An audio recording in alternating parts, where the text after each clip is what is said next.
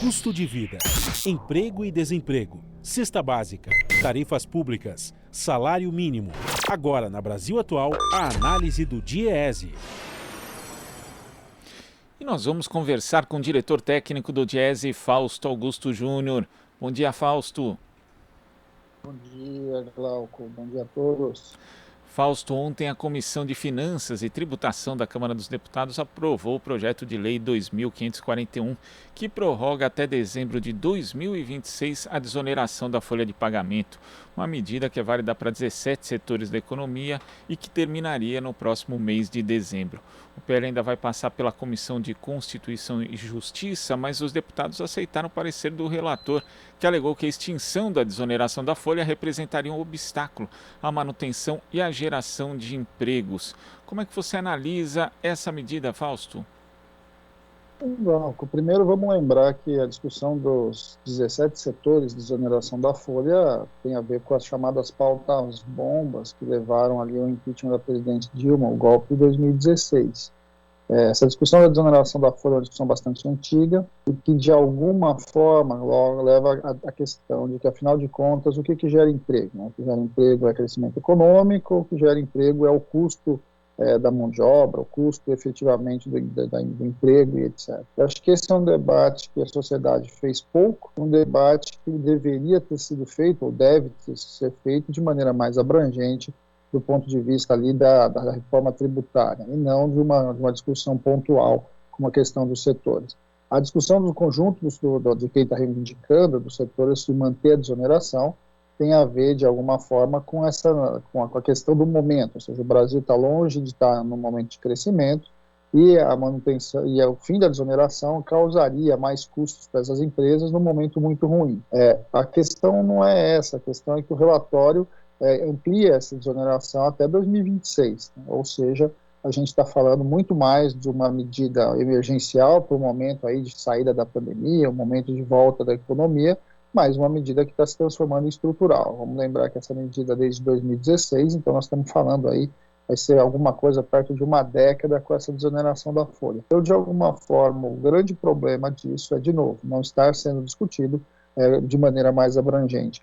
Compensações e reduções de impostos, de um lado, precisam ser compensados pelo outro, porque vamos lembrar que nós estamos falando aí, principalmente, quando fala-se da desoneração da folha, de recursos vinculados à Seguridade Social e à Previdência Social, ou seja, financiamento do ponto de vista das políticas públicas aí da Seguridade Social. E aí é que a gente vai vendo como o atual governo é bastante errático do ponto de vista quando fala-se de recursos e de problemas financeiros. Há uma série de problemas financeiros com relação ao teto, há uma discussão ali que falta recursos para o auxílio emergencial, depois falta recursos para o novo Bolsa Família, mas no final das contas a gente vai ver aí a continuidade de uma desoneração bastante grande, bastante extensa, com um conjunto bastante importante de setores da economia.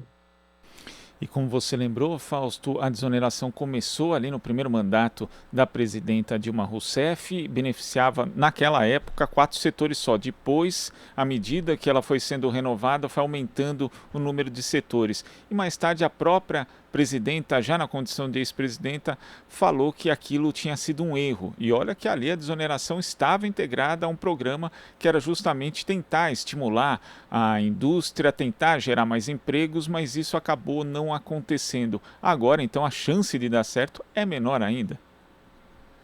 Na verdade, quando começou a discussão da desoneração da folha, não era nem como desoneração, Glauco. Na verdade, o que a gente começou era um debate sobre setores que estavam aumentando a sua tecnologia, estavam desempregando cada vez mais trabalhadores, e apesar de estar crescendo, apesar de estar aumentando o seu faturamento e o seu lucro, a participação no financiamento da Seguridade Social, principalmente da Previdência, vinha caindo. Era, por exemplo, o setor de montadoras e o setor bancário. Se você olhava, você ali, por exemplo, no setor de bancos, você chegou a ter 1.200.000 trabalhadores, um setor que pagava por isso, né? Ou seja, pagava impostos acima de 1.200.000 trabalhadores. Hoje o setor tem um pouco mais de 400.000, um pouco mais de 1/3.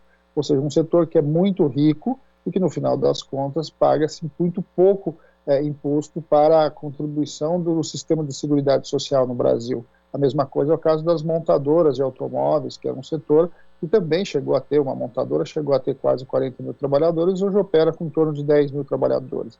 Apesar de vender muito mais automóveis, apesar de ter um faturamento maior do que em outros momentos, ela vinha contribuindo cada vez menos com a Seguridade. A proposta original, quando iniciou o debate sobre este tema, era você substituir a tributação sobre a folha de pagamento e colocar essa tributação sobre uma nova base, uma base ali que tinha a ver com a participação ali, com o tamanho do segmento, né, o tamanho do PIB ali no segmento. E não era uma opção, era basicamente a gente ter uma substituição de base tributária na folha de pagamento para faturamento ou lucro. Quando isso vai para o Congresso Nacional, que isso, na verdade, vira uma desoneração. E os 4 setores vão virar 17, né? Ou seja, há uma desoneração bastante extensa, e essa desoneração bastante extensa, sem nenhuma vinculação ao de fato com uma política clara tanto de substituição tributária de um lado, quanto de uma estratégia, de alguma forma, de desenvolvimento industrial ou desenvolvimento econômico de outro. Muito bem, isso veio caminhando, e nós já estamos falando aí já de bastante tempo com relação a essa desoneração, e a discussão continua sem ser feita. Afinal de contas, qual é o papel dessa desoneração? É o papel de desonerar e incentivar a produção? É o papel de substituir uma base tributária por outra, porque a tecnologia está substituindo trabalhadores, e aí você precisa garantir financiamento da Seguridade? Essa discussão nunca foi feita. E, mais uma vez, a única discussão que se coloca é, de novo, o custo da mão de obra é aquele que gera desemprego. Então, se a gente aumenta o custo da mão de obra, vai aumentar-se mais o desemprego. Mas isso não é uma realidade que se viu lá atrás, uma vez que o que gera emprego é crescimento econômico e distribuição de renda.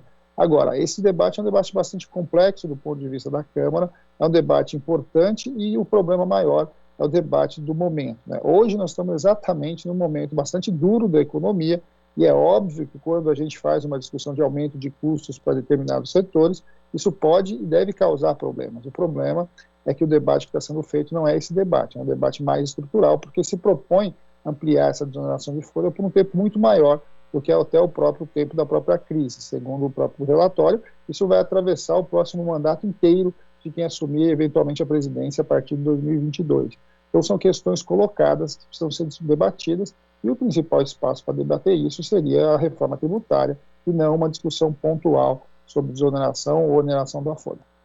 Poderia até haver medidas de desoneração, contanto que houvesse algum tipo de compensação por parte, por exemplo, dos bilionários, né, que cresceram com as suas fortunas nesse período de pandemia, enquanto a maior parte dos trabalhadores ou perdeu emprego, ou precarizou, ou acabou ficando com a renda insuficiente, na verdade, para arcar ali com os custos da casa, né, Fausto? Ou mesmo algum tipo de compensação, algum tipo de garantia. Esses setores vão continuar empregando, né? Eles têm um compromisso de não desempregar, o compromisso é formal, ou seja, a partir do momento em que eles estão desonerados, eles não vão demitir pelos próximos 12 meses, pelos próximos 2 anos, eles vão manter os níveis de emprego que eles têm hoje, ou os níveis de emprego que tinham pré-pandemia. Qual a contrapartida que vai se colocar esse processo de desoneração? Acho que essas questões precisam ser trazidas para o conjunto da sociedade. Não é simplesmente você desonerar um setor A ou desonerar o setor B. Nós precisamos saber quais os compromissos que cada setor, ao receber o incentivo fiscal, de alguma forma ele se compromete.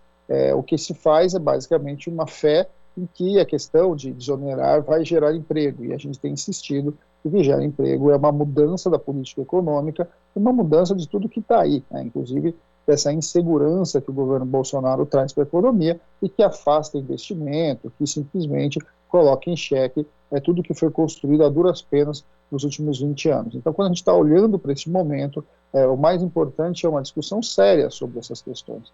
E a partir dessa discussão séria, os compromissos que cada ator social vai se colocar. Por exemplo, no debate da desoneração, sequer o movimento sindical, sequer os trabalhadores estão sendo chamados para fazer o debate. Sequer você tem alguma garantia de emprego ou de nível de emprego. Então, são perguntas que precisam ser respondidas. A discussão está numa comissão, essa discussão, teoricamente, ainda deveria ir para outra comissão e depois ir para a plenária. Há uma discussão que isso deve ser levado para regime de urgência dentro do Congresso Nacional, ou seja, ainda há tempo de fazer outras alterações nesse debate e, de alguma forma, colocar essa questão com os seus devidos efeitos, as suas devidas obrigações. A questão é que claramente não há interesse político e vão tentar passar o trator, como vem sendo passado em outras matérias. É um lobby muito forte, né? Fausto, muito obrigado pela sua participação aqui no Jornal Brasil Atual e até a próxima. Até a próxima, Glauco. Bom dia a todos. Bom dia. Conversamos aqui com o diretor técnico do Diese, Fausto Augusto Júnior. Aqui você ouve as notícias que os outros não dão. Jornal Brasil Atual.